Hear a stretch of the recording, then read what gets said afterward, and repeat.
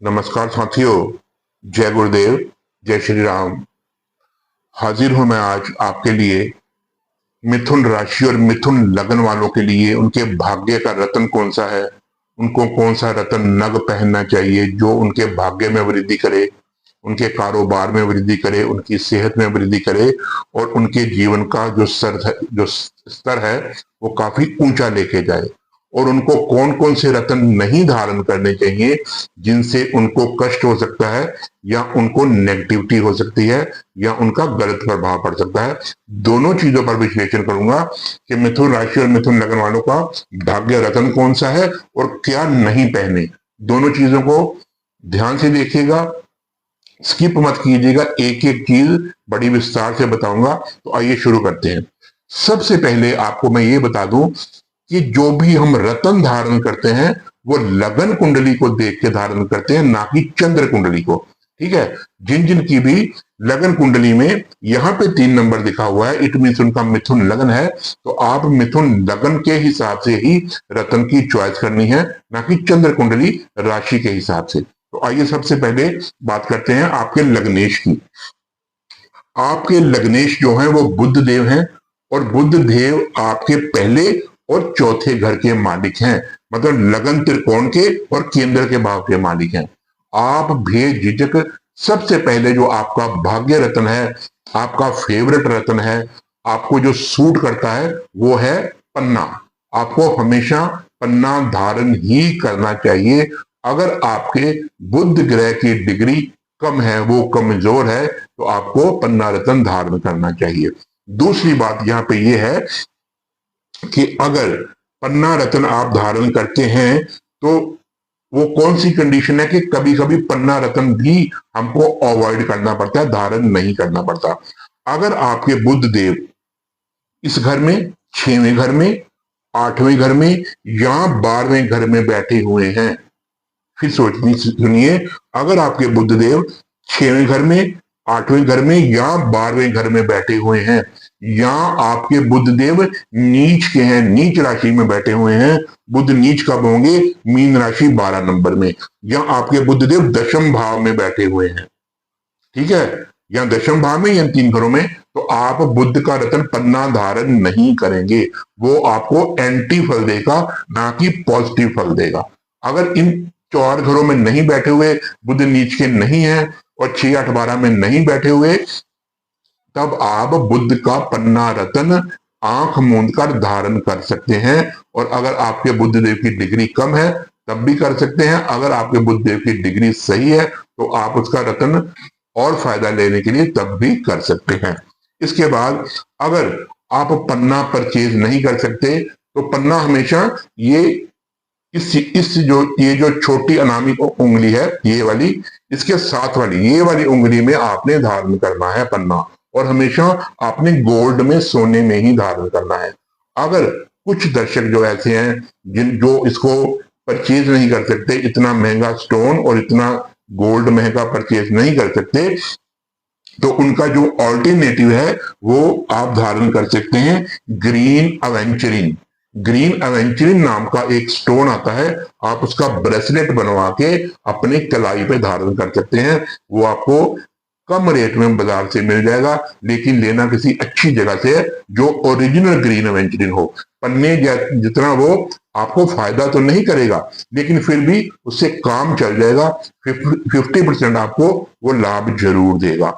ये तो हो गया आपके भाग्य रत्न में सबसे पहले बुध देव, ठीक है। उसके बाद आपने ये दो नंबर घर आ जाइए। आपने अपनी कुंडली में चंद्रमा का रत्न धारण नहीं करना है।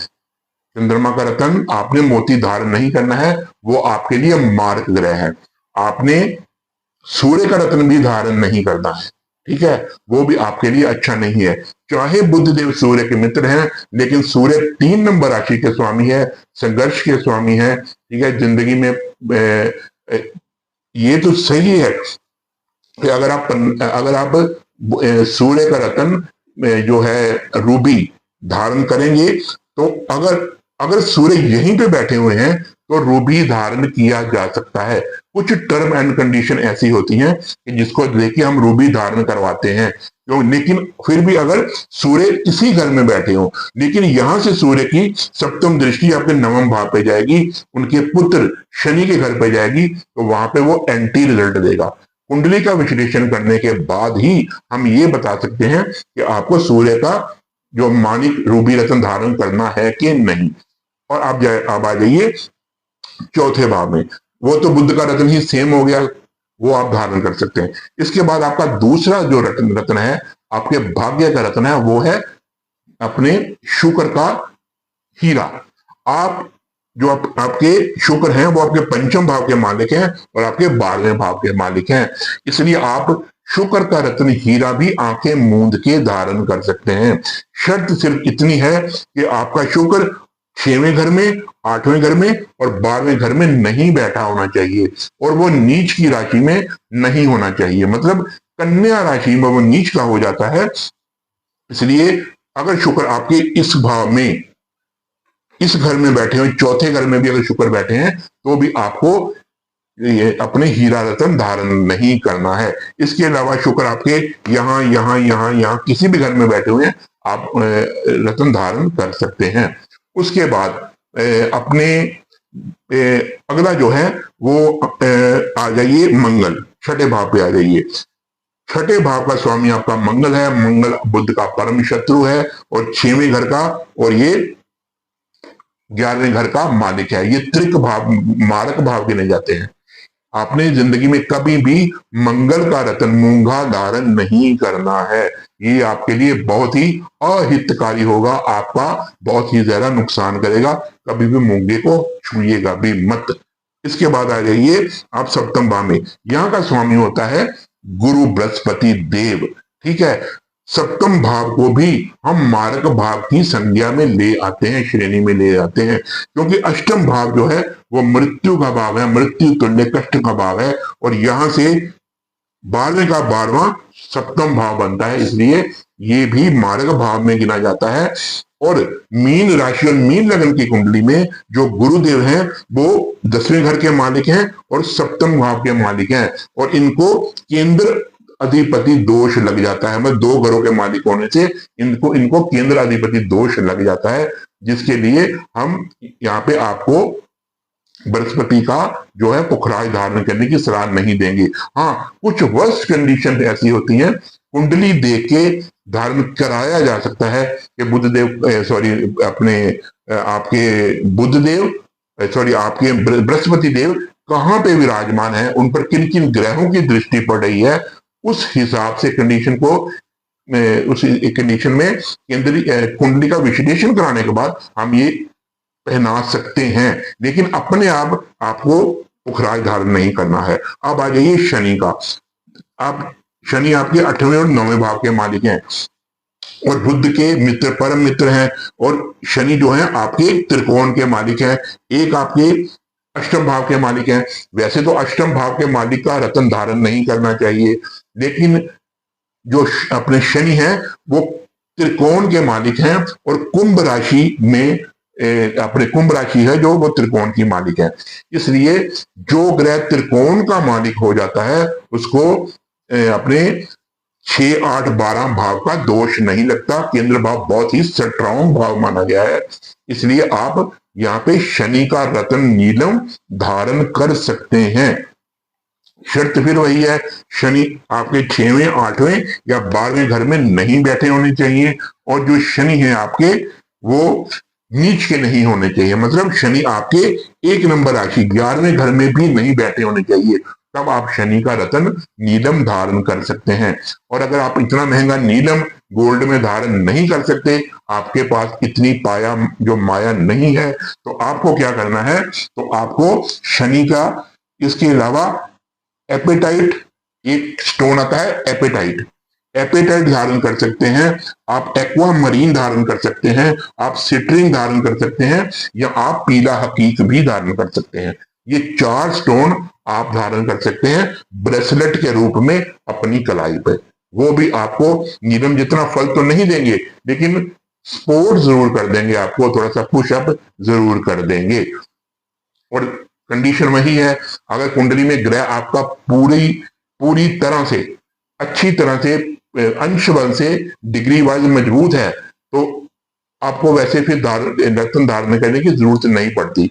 मोस्टली 12 डिग्री से लेके और 24 डिग्री तक जो स्टोन अपने ग्रह होता है वो स्ट्रॉन्ग माना जाता है, तब आपको रत्न धारण करने की इतनी जरूरत नहीं पड़ती।